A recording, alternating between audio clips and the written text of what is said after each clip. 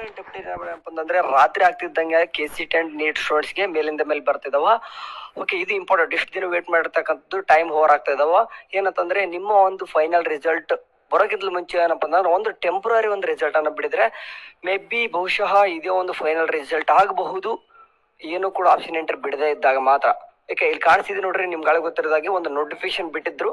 ಏನು ಇದೆ ಅಂತ ಕೂಡ ಒಂದು ಪ್ರವೇಶ ವಿಡಿಯೋದಲ್ಲಿ ಹೇಳಿದ್ವಿ, ನೋಡ್ಕೊರಿ.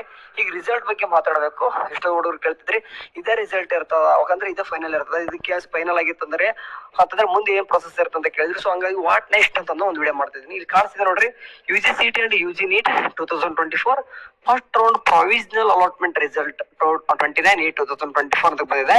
ಅಂತಂದ್ರೆ ಇಲ್ಲಿ ಮೆನ್ಷನ್ ಮಾಡಿದ್ರೆ ಪ್ರೊವಿಷನಲ್ ಅಂತಂದ್ರೆ ತಾತ್ಕಾಲಿಕ ಅಂತ, ಜಸ್ಟ್ ಇದೊಂದು ಟೆಂಪರರಿ ರಿಸಲ್ಟ್. ಬಟ್ ಇದೇ ಒಂದು ಫೈನಲ್ ಅಂತಂದು ಮೇ ಬಿ ಇನ್ ಕೇಸ್ ಈಗ ಆಪ್ಷನ್ ಎಂಟ್ರಿ ಕ್ಲೋಸ್ ಆಗಿದೆ, ಬಟ್ ಅದ್ರೊಂದು ಒಂದು ನೋಟಿಫಿಕೇಶನ್ ಕೂಡ ಬಿಟ್ಟಿದಾರ ಅಂತಂದ್ರಲ್ಲ. ಅದ್ರಲ್ಲಿ ಏನ್ ಹೇಳಿದಾರಪ್ಪ ಅಂತಂದ್ರೆ ನೀವು ಒಂದು ಇನ್ ಕೇಸ್ ನಿಮ್ಗೆ ಆಪ್ಷನ್ ಎಂಟ್ರಿ ಮಾಡಿಯೂ ಸಹಿತ, ಆಪ್ಷನ್ ಎಂಟ್ರಿ ಮಾಡಿಯೂ ಸಹಿತ ನಿಮ್ಗೆ ಏನಾದ್ರು ಸೀಟ್ ಅಲಾಟ್ ಆಗದೇ ಇದ್ದಾಗ ಕೇದವ್ರಿಗೆ ನೀವು ಮನವಿ ಅಂತಂದ್ರೆ ರಿಕ್ವೆಸ್ಟ್ ಮಾಡ್ಕೊಳಕ್ಕೆ ಒಂದು ಇಮೇಲ್ ಮಾಡೋಕೆ ಹೇಳಿದ್ರ. ಓಕೆ, ನೀವು ಇಮೇಲ್ ಮಾಡಬಹುದು. ನಾವು ಎಲ್ಲಾನು ಕೂಡ ಆಪ್ಷನ್ ಎಂಟ್ರಿ ಚೆನ್ನಾಗಿ ಮಾಡಿದ್ವಿ ಅಂದ್ರೆ ಕಟ್ ಆಫ್ ನೋಡ್ಕೊಂಡೆ ಮಾಡಿದ್ದೆ, ಆದ್ರೂ ಕೂಡ ನಂಗೆ ಸೀಟ್ ಸಿಕ್ಕಿಲ್ಲ ಅಂತಂದು ಏನಪ್ಪ ಅಂತಂದ್ರೆ ನೀವು ರಿಕ್ವೆಸ್ಟ್ ಮಾಡ್ಕೋಬಹುದು. ಅದನ್ನ ನೋಡ್ಬಿಟ್ಟು ಕೇದವರು ಒಂದು ಪರಿಗಣಿಸ್ತಾರೆ, ಅಂದ್ರೆ ಪರಿಶೀಲಿಸಿ ಏನ್ ಮಾಡ್ತಾರೆ ಅಂತಂದ್ರೆ ನೋಡ್ಬಿಟ್ಟು ನಿಮ್ಗೆ ಏನಂತ ಹೇಳ್ತಾರೆ. ಸರಿ, ಅದಕ್ಕಿಂತ ಮುಂಚೆ ಇಲ್ಲಿ ಏನ್ ಕಾಣಿಸ್ತಿದೆ ನೋಡ್ರಿ, ಈ ರಿಸಲ್ಟ್ ಅಲ್ಲಿ ಏನಂತ ಬಂದಿದೆ. ಓಕೆ, ಪ್ರೊವಿಷನಲ್ ಏನೆಲ್ಲ ಬಂದಿದೆ ಅಂತಂದ್ರೆ ಸೀಟ್ ನಂಬರ್ ಇದೆ, ನೇಮ್ ಆಫ್ ದ ಕ್ಯಾಂಡಿಡೇಟ್ ಇದೆ, ವೆರಿಫೈಡ್ ಕ್ಯಾಟಗರಿ ಸೇಮ್ ಬಂದಿದೆ, ಅಂಡ್ ರ್ಯಾಂಕ್ ಕೂಡ ಕೊಟ್ಟಿದ್ದಾರೆ. ಅಂಡ್ ರ್ಯಾಂಕ್ ತಕ್ಕಂಗೆ ಡಿಸಿಪ್ಲಿನ್ ಯಾವುದು, ಕಾಲೇಜ್ ಅಲಾಟೆಡ್ ಆಗಿರೋದು, ಅಂಡ್ ಕೋರ್ಸ್ ಅಲಾಟೆಡ್ ಅಂತ ಕೂಡ ಬಂದಿದೆ. ಕೋರ್ಸ್ ಅಲಾಟೆಡ್ ಅಂತ ಇದೆ, ಅದಾದ ತಕ್ಷಣ ಕ್ಯಾಟಗರಿ ಅಲಾಟೆಡ್ ಅಂತ ಕೊಟ್ಟಿದ್ರೆ, ಅದಾದ ತಕ್ಷಣ serial number of the allotted ಅಂತಂದ್ರೆ 87 ಅಂತಂದ್ರೆ ನಮ್ಗೆ ಅಲಾಟೆಡ್ ಆಗಿರೋ ನಂಬರ್ ಯಾವುದು. ಈ ಒಂದು ಸ್ಟೂಡೆಂಟ್ಸ್ ಫಾರ್ ಎಕ್ಸಾಂಪಲ್ ಒಂದು 200 ಕಾಲೇಜ್ ಹಾಕಿದಾರೆ ಅಂತಂದ್ರೆ 87 ಕಾಲೇಜ್ ಸಿಕ್ಕಿದೆ ಅಂತ ಅರ್ಥ.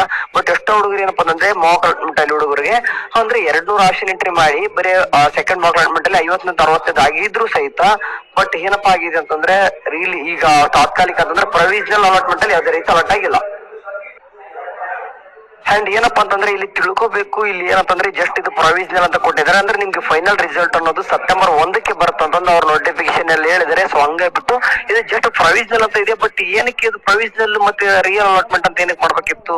ಓಕೆ, ಎರಡು ಕೂಡ ರಿಸಲ್ಟ್ ಒಂದೇ ಆಗುತ್ತೆ. ಯಾಕಂದ್ರೆ ನೀವು 27 ಅಂದ್ರೆ 27/8/2024 ಮಧ್ಯಾಹ್ನ 11 ಗಂಟೆವರೆಗೂ ಮಾಡಿರ್ತಕ್ಕಂಥ ಆಪ್ಷನ್ ಎಂಟ್ರಿನ ಎಲ್ಲಾನು ಕೂಡ ಕನ್ಸಿಡರ್ ಮಾಡ್ಕೊಂಡು ನಿಮ್ಗೆ ಒಂದು ರಿಯಲ್ ಅಲಾಟ್ಮೆಂಟ್ ಕೊಡಬೇಕು.